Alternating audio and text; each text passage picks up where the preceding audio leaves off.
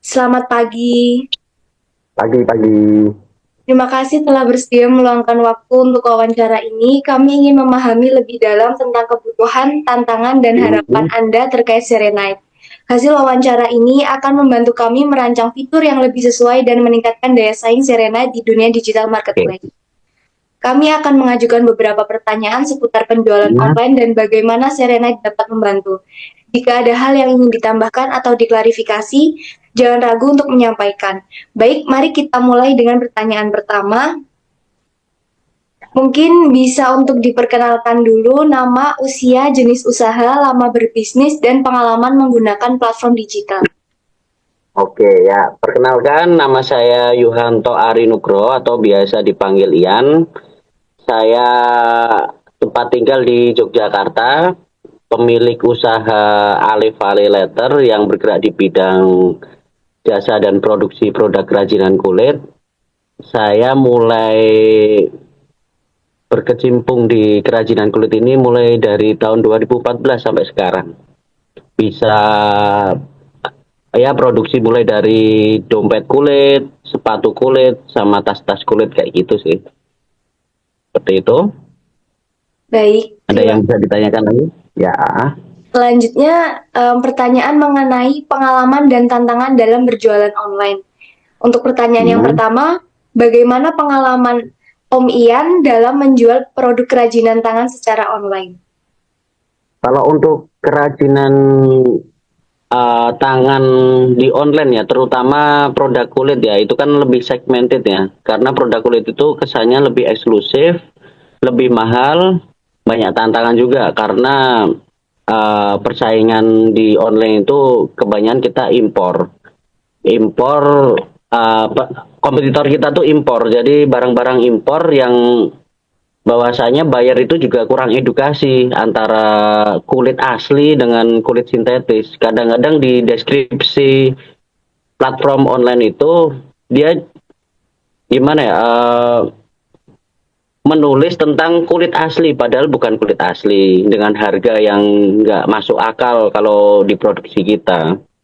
Seperti itu sih. Jadi kompetitor yang dia jualannya lebih murah dan non kulit. Kalau kulit itu dia segmented, kebanyakan segmented itu harganya mahal dan konsumen gimana ya? Sedikit sih. Cuma orang-orang yang tahu aja tentang produk kulit itu. Seperti itu. Untuk tantangannya ya seperti itu. Kita banyak saingan di luar sana, tapi deskripsi yang gimana ya? Dalam tanda kutip menipu lah. Bilang kulit, padahal kulit sintetis.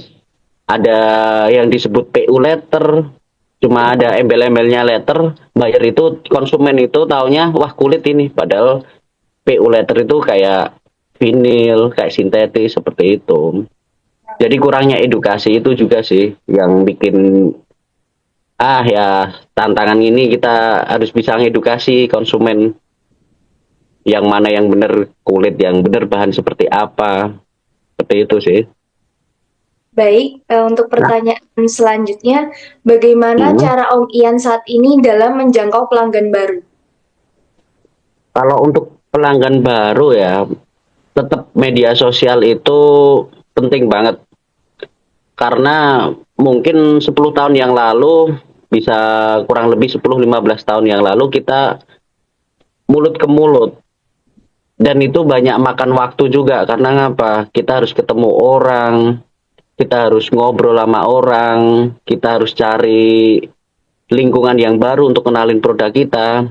Tapi dengan dunia online ini kita gampang sekali. Yang penting modal foto yang bagus, deskripsi yang jelas, review yang bagus, udah percaya juga sih. Seperti itu. Baik, Ya, bagaimana bagaimana kendala terbesar dalam pengelolaan pesanan dan pengiriman?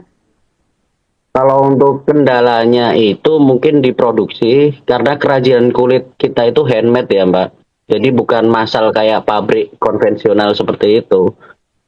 Kita contohnya kayak dompet seperti ini. Ini kan kita handmadean, jadi jahit tangan bukan mesin.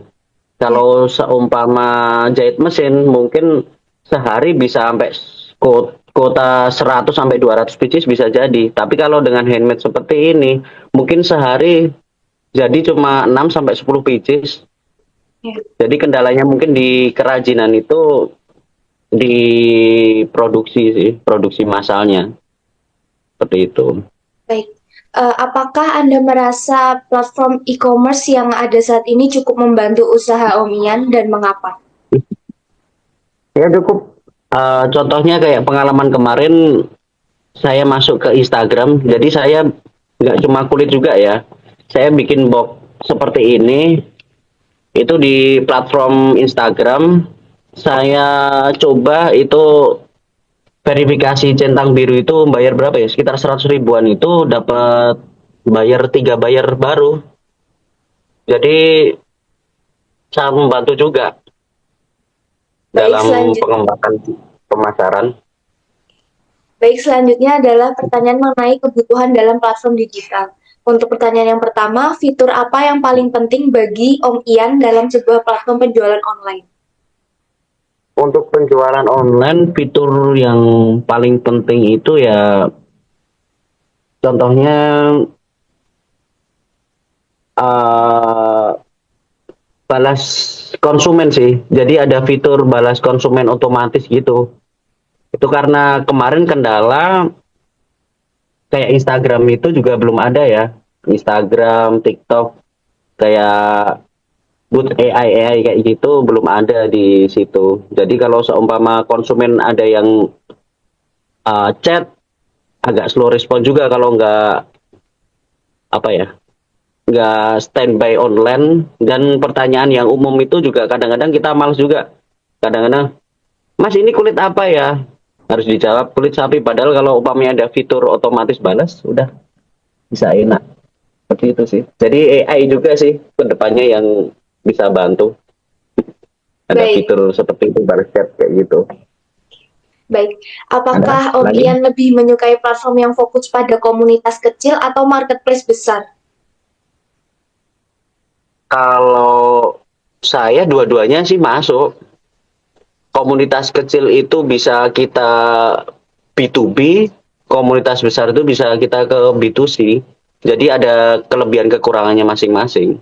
Kalau saya dua-duanya masuk juga, Oke, kayak baik. gitu. Hmm. Bagaimana preferensi Om Ian terkait metode pembayaran dan pengiriman dalam platform digital?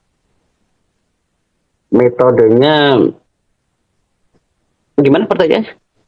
Preferensi Metode Om pembayaran Ian kan? terkait metode Hmm. pembayaran dan pengiriman dalam platform digital. Ya mungkin udah bagus kalau untuk pembayaran dan pengiriman.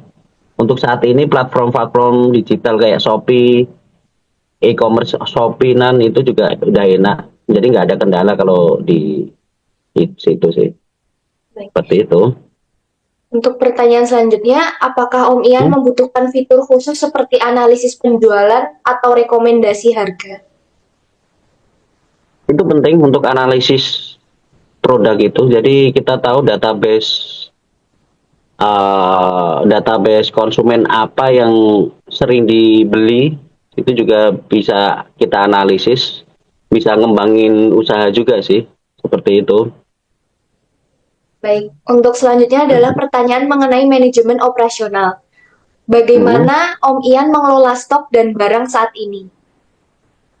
Kalau untuk saat ini ya, dengan kondisi pasar yang sepi seperti ini, kalau saya manage-nya di sistem PO sih, pre-order. Jadi kalau seumpama kita bikin ready stock, sekarang sulit juga. Kita bikin 30-50 pieces dompet, itu nanti perputarannya lama. Jadi mungkin aku masuknya ke arah PO, pre-order. Jadi aku ready in stock mungkin cuma sedikit, 3 sampai 5 pieces. Habis itu nanti kalau 3 sampai 5 pieces itu habis, aku bikin lagi.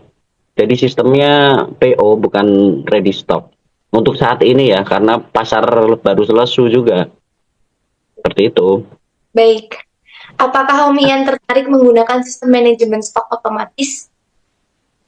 Manajemen Stok stok otomatis. otomatis itu juga perlu juga, perlu. Jadi kasarannya stok otomatis itu kita kasih kuota di eh, profil kita 10, nanti laku 2, nanti restock lagi gitu ya.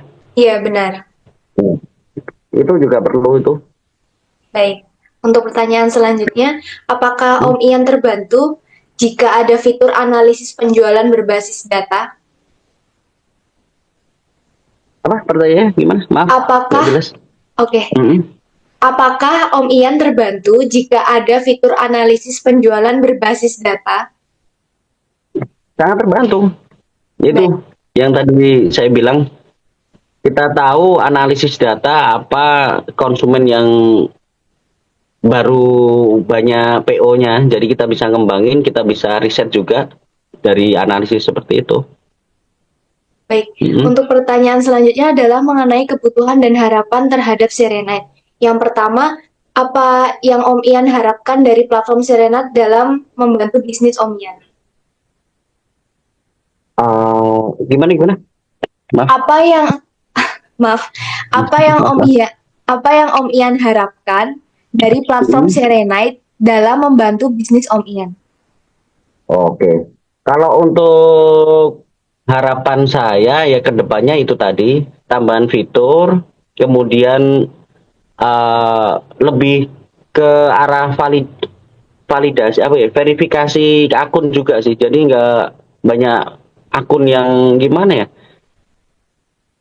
akun yang cuma satu dua kasarnya satu dua produk tapi murah hancurin pasar lainnya, itu juga salah satunya. Tapi mungkin itu juga ada kekurangan kelebihannya juga, akun yang banyak seperti itu. Jadi bisa gimana ya, akun yang banyak itu mungkin butuh verifikasi juga. Jadi platform itu harus jaring juga. Itu apakah benar orang yang jualan itu kasarannya produksi sendiri atau official. Jadi kan kadang-kadang gimana ya, konsumen berhubung penjual banyak, konsumen itu jualan produk yang sama. Hmm. Ada yang harga tinggi, sedang, murah, tapi gimana ya?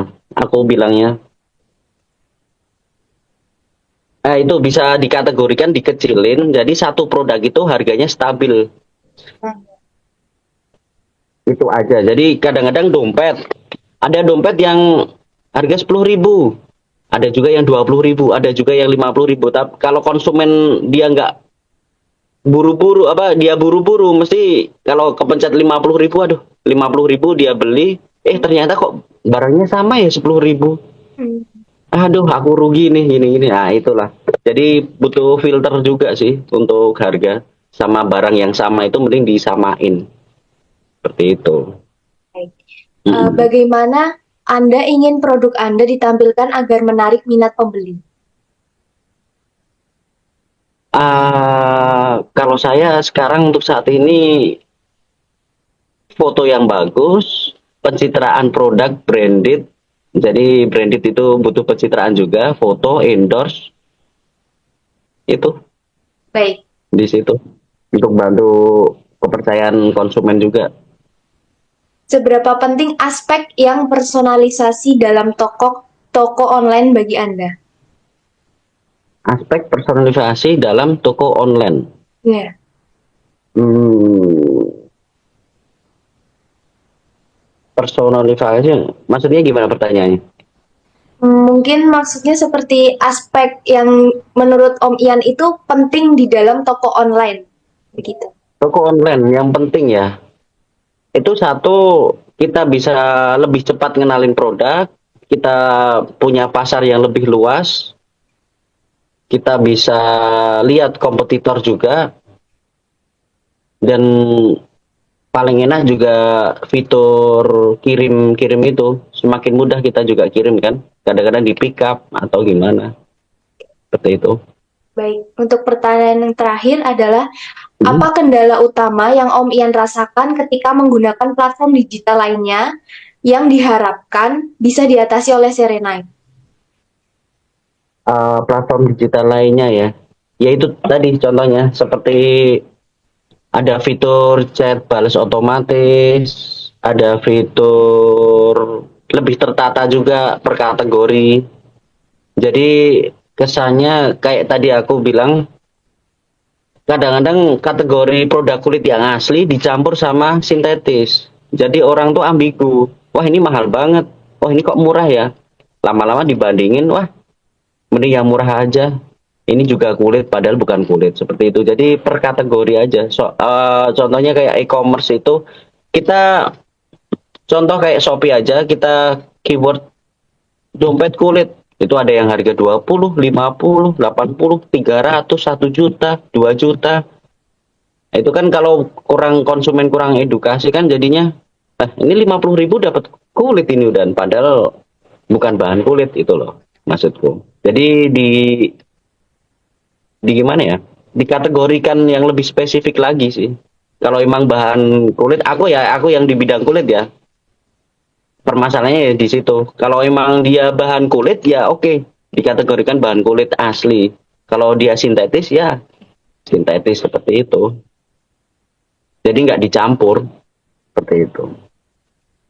Tidak terasa wawancara Apalagi? sudah sampai di penghujung sesi. Terima kasih banyak Oke, atas waktu dan informasi yang berharga yang oke telah Om sama-sama. Ian bagikan. Masukan dan Ya, pengalaman yang diceritakan sangat bermanfaat bagi pengembangan strategi digital kami untuk mendukung kerajinan UMKM. Sekali lagi hmm, terima kasih dan sukses selalu untuk sama-sama. usaha Om Ian. Saya tutup Oke, sesi wawancara ini. Wassalamualaikum warahmatullahi wabarakatuh.